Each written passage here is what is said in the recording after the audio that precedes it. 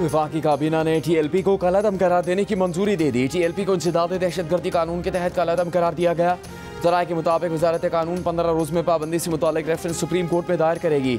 Supreme court TLP पर पाबंदी का हतमी फैसला करेगी। रेफरेंस मंजूरी पर इलेक्शन कमीशन TLP को डी नोटिफाई करेगा और पाबंदी लगा दी जाएगी। पुरतशद्दुद मुजाहरों के बाद हुकूमत पंजाब ने TLP पर पाबंदी लगाने की सिफारिश की थी।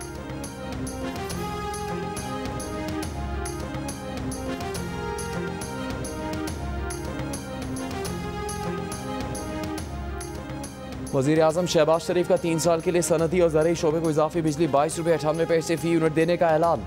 कहा रियायती कीमत पर इजाफी बिजली अगले माह से अक्टूबर 2028 तक मिलेगी। रियायती बिजली का बोझ घरेलू सार्फिन या कोई दूसरा शोबा नहीं उठाएगा।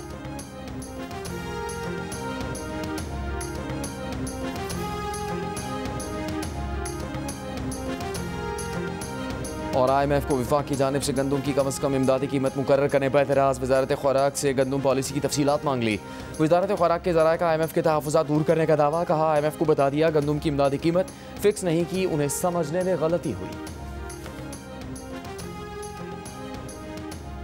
पाकिस्तान के अंदर पूरे हमारे बिजली के निज़ाम में 7000 मेगावाट से ज़्यादा फालतू बिजली पड़ी हुई थी, जिसके ऊपर हम लोग अज़दहा बन के बैठे हुए थे और किसी को बिजली देने नहीं दे रहे थे। या पूरी कीमत पे देंगे या बिल्कुल नहीं देंगे।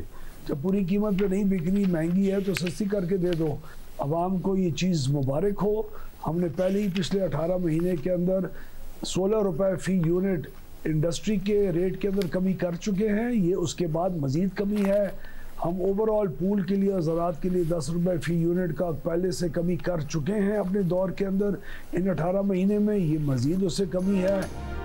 वफाकी वज़ीर बराए तवानाई ओवैस लगारी का कहना है कि पाकिस्तान में 7000 मेगावाट से ज़्यादा इजाफी बिजली मौजूद थी, लेकिन लोग इस पर अज़दहा बनकर बैठे हुए थे, किसी को बिजली बेचने नहीं दे रहे थे।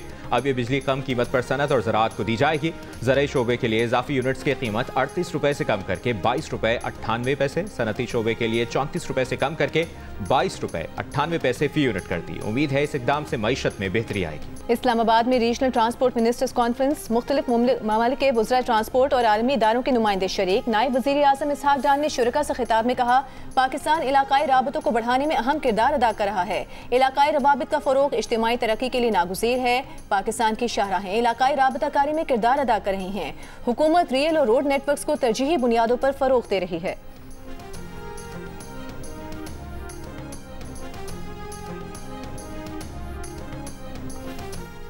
वज़ीर आला खैबर पख्तूनख्वा सुहेल आफरीदी बुलेट प्रूफ गाड़ियों के नाक़िस होने के बयान पर कायम। रावलपिंडी में मीडिया से गुफ्तगू में कहा, खैबर पख्तूनख्वा को दी गई गाड़ियाँ सेकंड हैंड थी। हमारी पुलिस इतनी गई गुजरी नहीं कि उन्हें कोई कबाड़ की चीज़ दे। जो गाड़ियाँ ये खुद इस्तेमाल कर रहे हैं वो हमें दें। हम पुलिस को नई बुलेट प्रूफ गाड़ियाँ दे रहे हैं। वज़ीर आला खैबर पख्तूनख्वा ने FC मीटिंग जल्द बुलाने का मुतालबा किया। मज़ीद कहा कि सिक्योरिटी मामलात पर वज़ीर आज़म ने कोई मीटिंग नहीं बुलाई और ना ही उन्हें इसमें बुलाया गया है।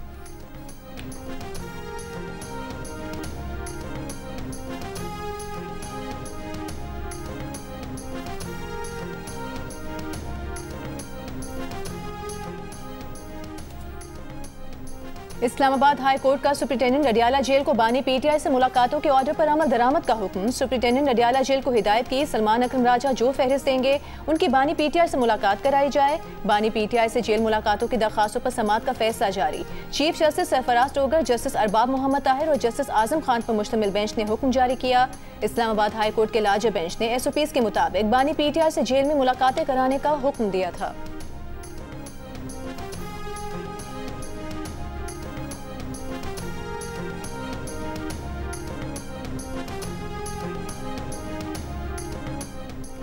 पंजाब पुलिस अलीमा खान के वारंट गिरफ्तारी की तामील कराने इस्लामाबाद हाईकोर्ट पहुंच गई। SDPO अजहर शाह ने वारंट गिरफ्तारी तामील करा दी। दूसरी जानिब अलीमा खान का कहना है कि कोशिश की जा रही है कि उन्हें गिरफ्तार करके कैद में रखा जाए। वो गिरफ्तारी देने के लिए तैयार हैं। इस्लामाबाद हाईकोर्ट के बाहर जियो न्यूज़ से गुफ्तगू में कहा कि उन पर बहुत से केसेस बनाए गए हैं, अपने भाई के लिए जद्दोजहद जारी रखेंगे।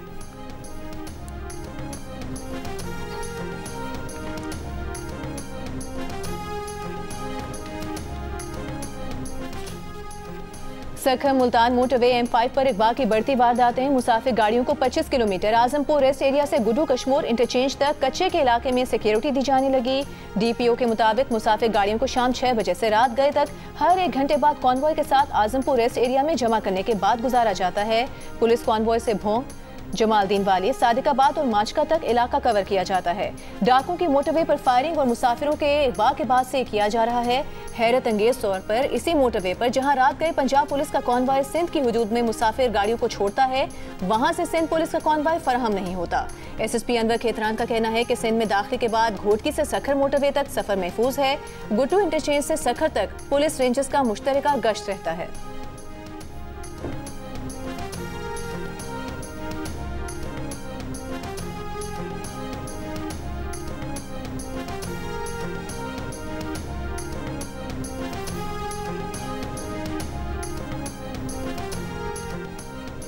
वज़ीर दाखिला सिंध ज़ियाउल हसन लंजार के कच्चे के इलाकों में डाकुओं के खिलाफ जारी ऑपरेशन मजीद तेज करने की हिदायत। सखर रेंज में अमन अमान से मुतल्लिक इजलास में कहा, पुलिस रेंज के तमाम अजला में इंटेलिजेंस बुनियादों पर टारगेटेड कार्रवाइयाँ की जाएँ। अमन दुश्मन अनासर के खिलाफ जीरो टॉलरेंस की पॉलिसी पर सख्ती से अमल किया जाए। सिंध के तमाम अजला को जराइम से पाक बनाने तक चैन से नहीं बैठेंगे। गुज़श्ता रोज सिंध हुकूमत की नई पॉलिसी के बाद कच्चे के 72 डाकुओं ने हथियार डाले थे। सबसे बड़ी मुश्किल ये है कि आर्टिकल 191A के दायरे इख्तियार में बैठकर उसे कैसे नजरअंदाज कर दें। आर्टिकल 191A जायज शेख है, तभी आइन का हिस्सा है। जस्टिस मोहम्मद अली मज़हर के 26वीं आईनी तरमीम के खिलाफ दरखास्तों की समाअत के दौरान रिमार्क्स। सुन्नी इत्तेहाद काउंसिल के वकील उज़ैर भंडारी ने कहा कि अदालत ने तय करना है कि आर्टिकल 191A जायज है या नहीं। जस्टिस नईम अख्तर खान ने कहा, सवाल ये है कि आर्टिकल 191A को दुरुस्त या गलत करार देने का फोरम कौन सा होगा। जस्टिस आयशा मलिक ने कहा कि अगर कोई आईनी बेंच ना बनाया जाए तो क्या सुप्रीम कोर्ट आर्टिकल 84(3) के तमाम मुकदमात सुनना बंद कर देगी। सुप्रीम कोर्ट इनकार कर देगी कि हम आईनी मामलात नहीं देख सकते। क्या मुस्तकबिल में अब कभी भी फुल कोर्ट नहीं बन सकेगा? क्या फुल कोर्ट आर्टिकल 191A की वजह से जुडिशल कमीशन के मरहून मिन्नत रहेगा कि वो कौन सा जज को नामजद करें?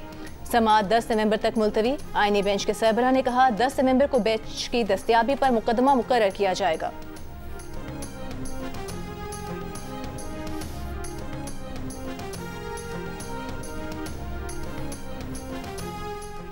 पाकिस्तान और पोलैंड के दरमियान मुफाहमत की यादाश्तों पर दस्तखत। पोलैंड के नायब वज़ीर आज़म की नायब वज़ीर आज़म इसहाक डार से मुलाकात। तिजारत, मादनियात और तवानाई समेत दीगर शोबों में ताउन पर तबादला ख्याल। वफूद की सतह पर मुलाकात में दो तरफ़ा ताल्लुकात को मज़ीद मुस्तहकम करने पर इत्तफाक। मुश्तरका प्रेस कॉन्फ्रेंस में इसहाक डार ने कहा कि दोनों मुल्कों के दरमियान तिजारत और ताउन के फ़रोग के बेपनाह मौक़े मौजूद हैं। पाकिस्तान पोलैंड को अपना अहम शराकतदार समझता है। पाक फ़ज़ाइया की बुनियाद रखने में पोलैंड का अहम किरदार है। पोलैंड के नायब वज़ीर आज़म ने कहा, पोलैंड मुस्तहकम और पुरअमन जनूबी एशिया का ख्वाह है। वज़ीर आला खैबर पख्तूनख्वा सुहेल आफरीदी का कहना है, अभी तक काबीना के नामों को हतमी शक्ल नहीं दी है। सूबाई काबीना की तश्कील का फैसला बानी PTI से मुलाकात के बाद होगा। बैरिस्टर सैफ और मुजम्मिल असलम की काबीना में शमूलियत से मुतालिक बानी ने हिदायत नहीं दी। इस सवाल पर क्या नवंबर में कोई एडवेंचर होगा? फैसले सियासी होंगे या जज्बाती? सुहेल आफरीदी ने कहा कि इंतजामी उमूर देख रहे हैं, सियासी हिकमत अमली और एहतजाज का फैसला पार्टी करेगी।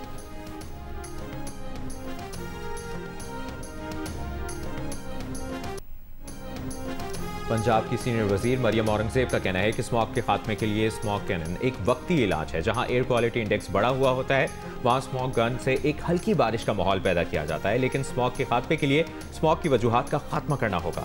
जब तक आवाम खुद को नहीं बदलेंगे, एयर क्वालिटी इंडेक्स बेहतर नहीं होगा। मरियम औरंगजेब ने खबरदार किया कि मशरकी हवाओं का सिस्टम अभी मौजूद है। सरहद पार या कहीं ना कहीं फसलें जलेंगी, स्मॉग अभी और बढ़ेगा।